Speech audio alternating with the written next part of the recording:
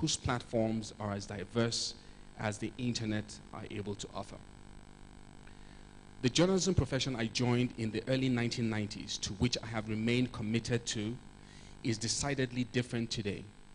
In those days, there were clear expectations in information and news gathering, in news reporting, feature, opinion, and like writing, in design and production, as well as clear principles about veracity and verification of facts, balancing of information, offering every possible angle, and ensuring that the basic questions on ethics and social responsibilities were duly answered. Indeed, those questions were as key to our practice as the practice itself. Investigative journalism indeed meant that, just that, going to extra lengths to follow the lead, investigating it in careful, sometimes surreptitious details, and ensuring that its truth is revealed to the public. Today, we are faced with what has been called a media revolution.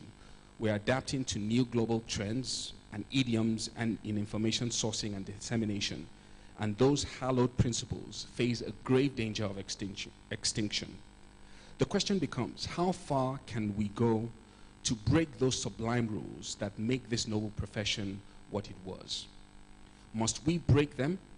What is hallowed and what is expedient? What is noble and what is mercantile?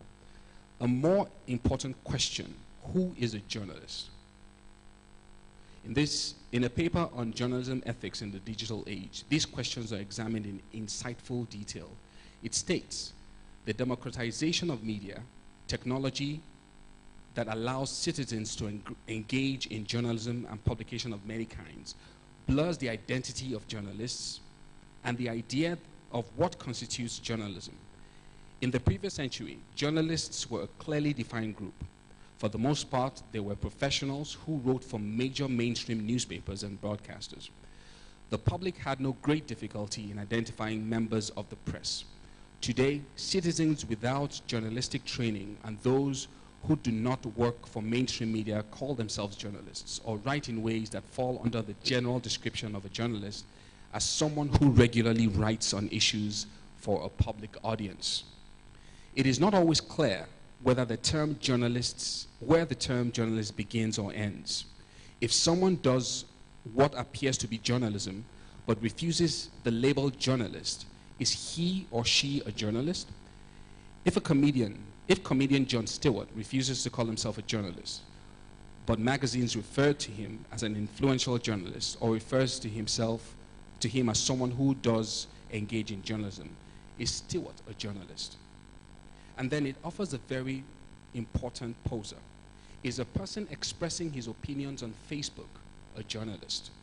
Can a man like Donald Trump, whose engagement via Twitter provided a new narrative to information management in the current American presidential electioneering, or Tolu Ogunlesi's robust work during the last Nigerian elections, qualify them to be counted as colleagues in what we once loved to be called the pen profession?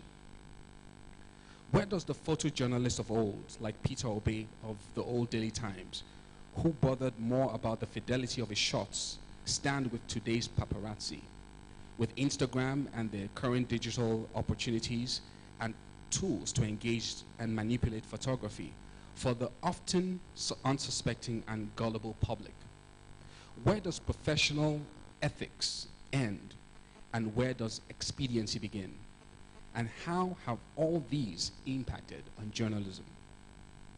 The study also rightly identifies a media revolution that is transforming fundamentally and irrevocably the nature of journalism and its ethics. The means to publish is now on the hands of citizens, while the internet encourages new forms of journalism that are interactive and immediate. It reflects that the media ecology has become a chaotic landscape evolving at a furious pace. Professional journalists share the journalistic sphere with tweeters, bloggers, citizen journalists, and social media users, offering new possibilities and enchantments which threatened old practices. The economics of professional journalism struggles. It states, as audiences migrate online, shrinkage of newsrooms create concern for the journalism for the future of journalism. Yet these fears also prompt experiments in journalism, such as non-profit centers of investigative journalism. In order to fully grasp the full import of today's paper, it is important to look more closely on what journalism offers. In understanding this, we're better able to ask the important question of how ethics fare in current practices, in retaining the traditional core purity of our noble profession, so that society can still maintain a leash on its boundless possibilities, while its puritans are not subsumed under necessary changes and advancements. How is journalism therefore different? According to the American Press Institute, it is in the way it addresses the salient issues of verification of fact, as well as the sanctity of truth, in themselves the backbone of ethics and survival of societies. While journalism occupies a much smaller space than the talk, entertainment, opinion, assertion, advertising, and propaganda that dominate the media universe, it is nevertheless perceived as being more valuable than most of the stuff out there. That value flows from its purpose to provide people with verified information they can use to make better decisions, and its practices, the most important of which is a systematic process, a discipline of verification that journalists use to find not just the facts, but also the truth about the facts.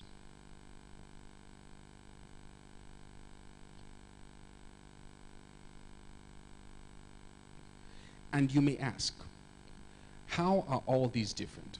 What is the distinction? What is the purpose of journalism, and how is that purpose different from the inherent purposes of the new traditions?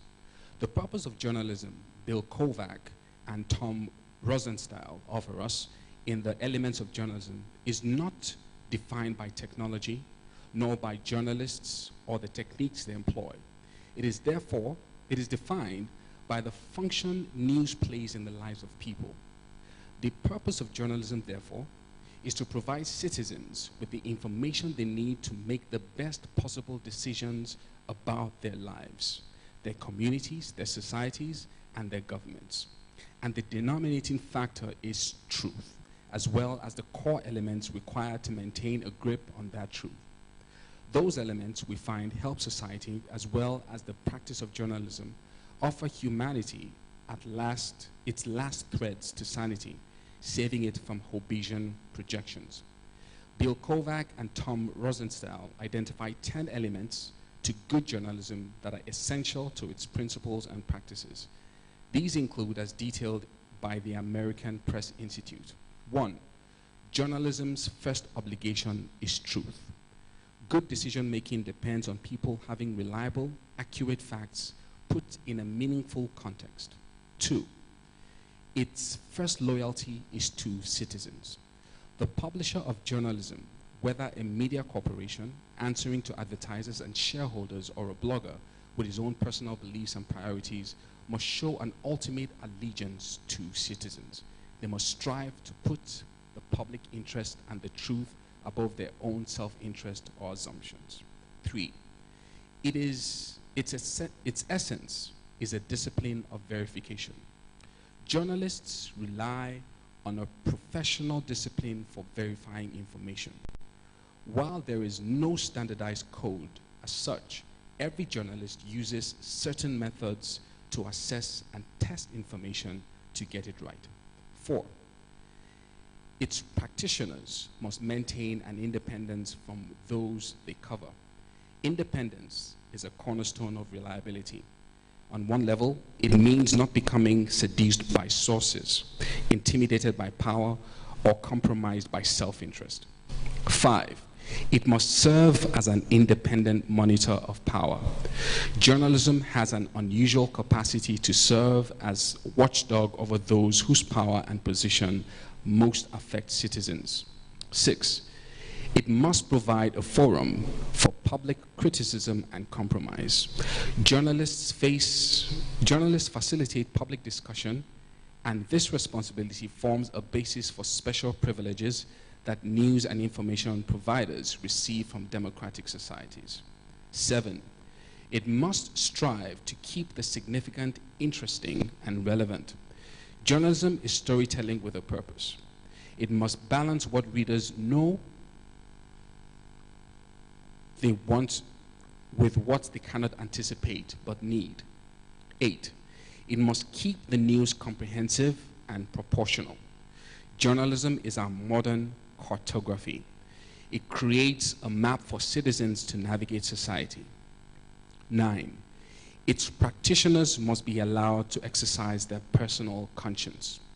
Practicing journalism, whether as a professional writing for a news organization or as an online contributor in the public space, involves one's moral compass and demands a personal sense of ethics and responsibility. 10, citizens too have rights and responsibilities when it comes to news. The average person now more than ever works like a journalist. Writing a blog entry, commenting on a social media site, sending a tweet, or liking a picture or post likely involves a shorthand version of the journalistic process.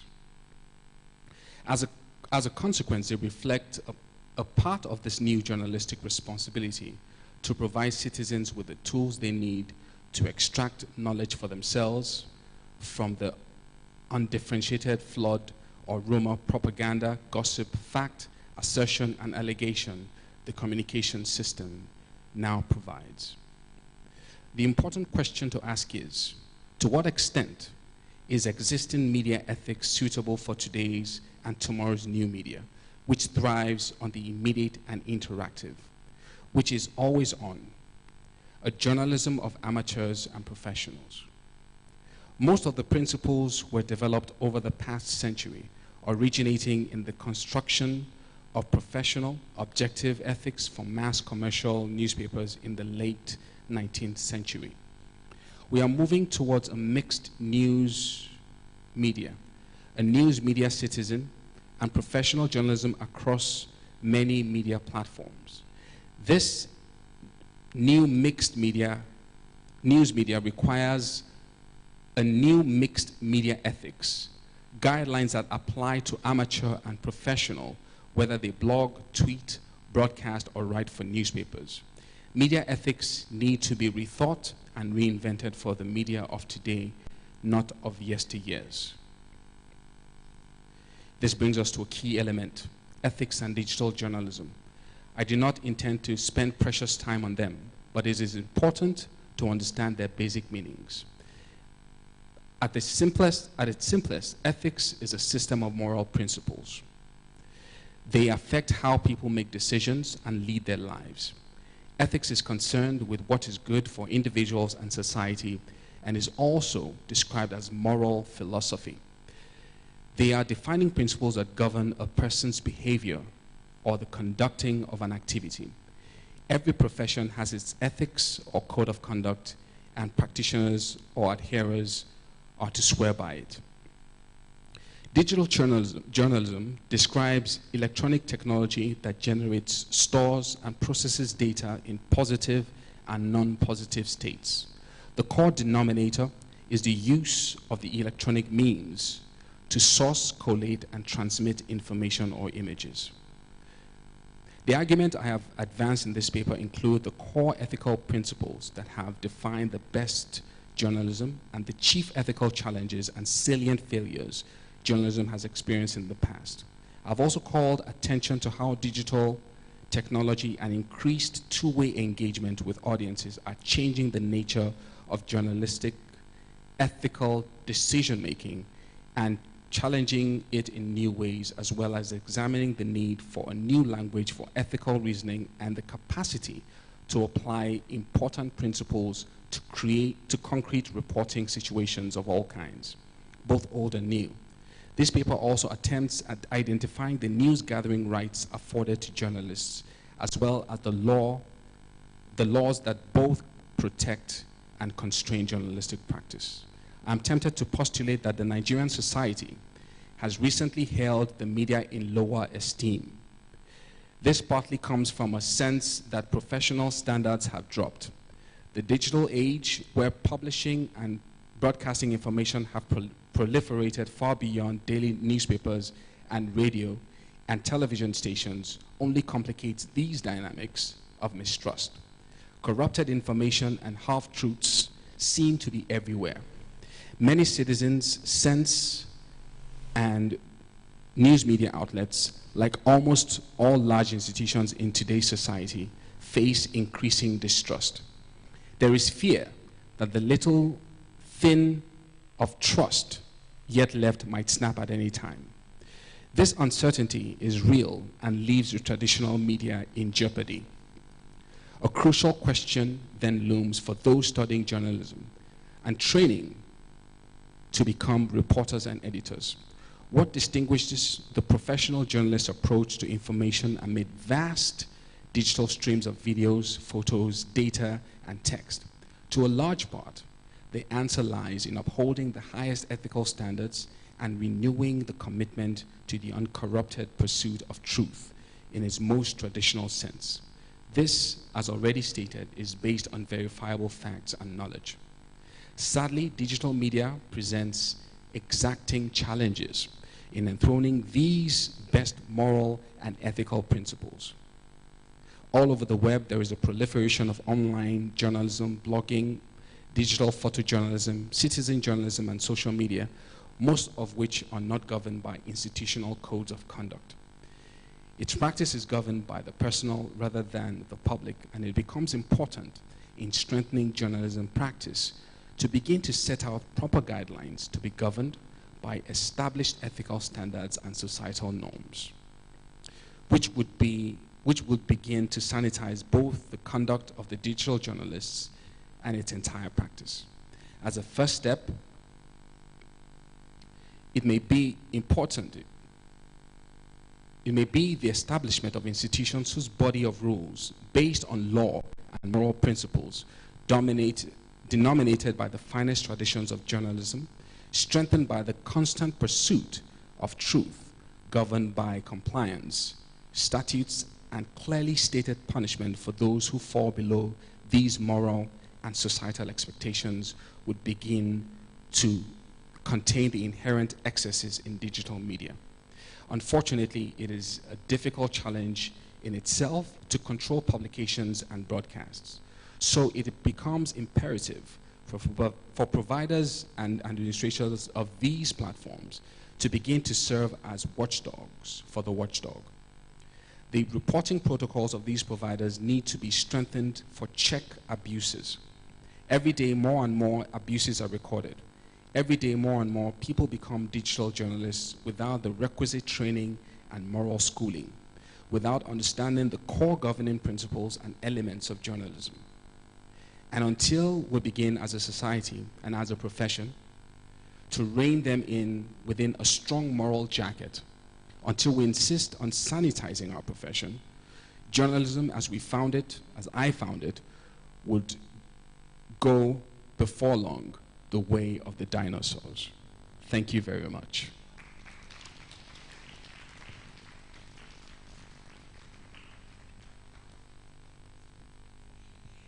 Thank you so much, Yomi.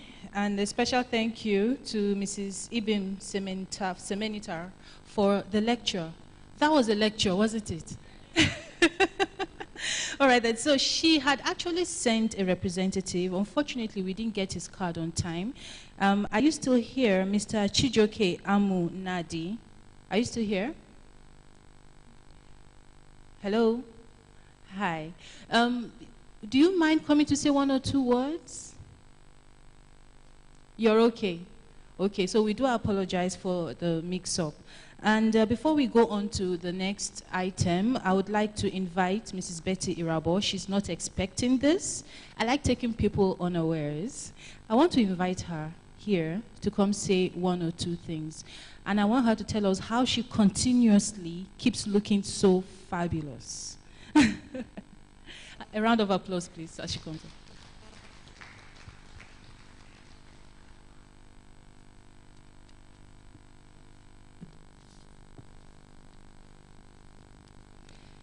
She and her husband are great inspirations. They are great change agents in the world of media. We do appreciate them greatly.